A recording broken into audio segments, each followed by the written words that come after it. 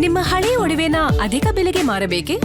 ಅಟಿಕಾಗೆ ಕಾಲ್ ಮಾಡಿ 8803000300. Attica gold company.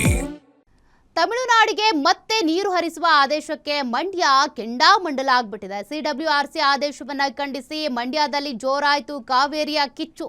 ಶ್ರೀರಂಗಪಟ್ಟಣದ ಸ್ನಾನಘಟ್ಟದ ಬಳಿ ಮಂಡ್ಯ ರಕ್ಷಣಾ ವೇದಿಕೆ ಪ್ರತಿಭಟನೆ ಮಾಡೋದ್ರ ಮೂಲಕ ಮತ್ತೆ ಆಕ್ರೋಶವನ್ನ ವ್ಯಕ್ತಪಡಿಸ್ತಾ ಇದೆ.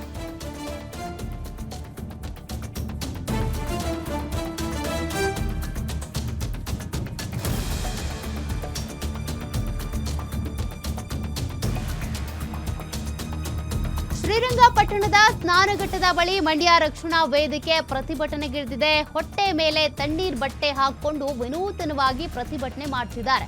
ಮಂಡ್ಯ ರಕ್ಷಣಾ ವೇದಿಕೆ ಅಧ್ಯಕ್ಷ ಶಂಕರ್ ಬಾಬು ನೇತೃತ್ವದಲ್ಲಿ ಪ್ರೊಟೆಸ್ಟ್ ಮಾಡಲಾಗ್ತಾ ಇದೆ.